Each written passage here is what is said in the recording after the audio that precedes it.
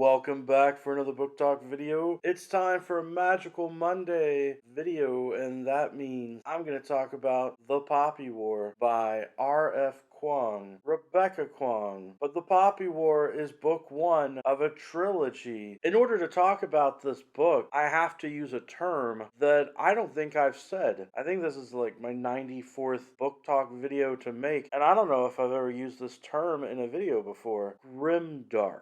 Grimdark is a term that seems to have been born in the 90s, and when I looked online to find out about it, it says that actually the term was inspired by the tagline from the tabletop strategy game Warhammer 40k, where they said, "In the grim darkness of the future, there is only war." A grimdark story is one that is grim and dark. I mean, really, it defines itself. That one's pretty easy. But these kind of stories do not necessarily have happy endings. They are full of harsh, I want to say reality, but this is known for fantasy and speculative fiction. So the harsh reality of the fantasy worlds in which you have war, you have violence, characters who often assert that might is right, and that sort of thing. These are also said to be potentially anti-Tolkien in the sense that they are not evoking a sense of idealism and hope. They are instead drowning in the darkness and harshness of war and the awfulness of things in these fantasy realities. I'm telling you that term up front so that you will get a good sense of the atmosphere and the tone for the Poppy War, because quite frankly, I did not know that going in. I gave the book 4 out of 5 stars. Had I known that it was going to be a grimdark tale, I might have upped that to 4.5 out of 5 stars. I don't know. I think it's a great book, and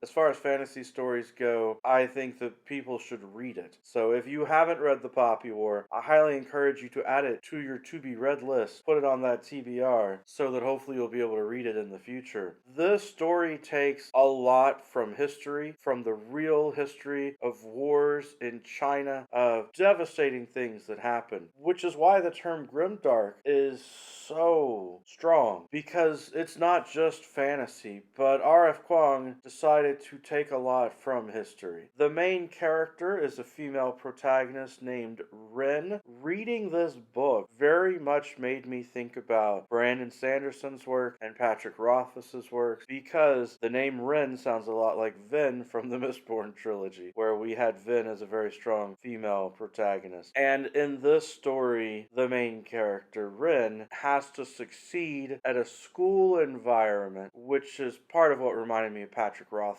stories with the King Killer Chronicle. So I think if you take a bit of Brandon Sanderson and you take a bit of Patrick Rothfuss, the way that they write their stories and put them together, you mix it with real history from China and what was going on there, and you just make it really grim dark. That's what you get with The Poppy War, which I think is a great formula. I think it really works as a successful tale. I just wasn't prepared for it to be so brutal. The things that this character goes through, even in book one, though I have to tell you, books 2 and 3, they get more grim, they get darker. But I'll deal with books 2 and 3 in another video coming out soon. I'll talk about the two of them at the same time. Book 1 can stand on its own, it can have its own video. Books 2 and 3, it makes sense to talk about them together. If you know your history in Asia, if you know your history of China, and you know about the wars that R.F. Kuang is basing this on, then that could give you some hints of what's coming. It deals with socioeconomic issues, it deals with poverty, it deals with discrimination, it deals with sexism in this fantasy environment that feels so very real. The fantasy elements involve the idea of people being able to kind of channel the gods or allow gods or powerful beings to possess them in a sense. And part of the struggle is the main character, who is just brilliant, really brilliant in some ways. I'm gonna say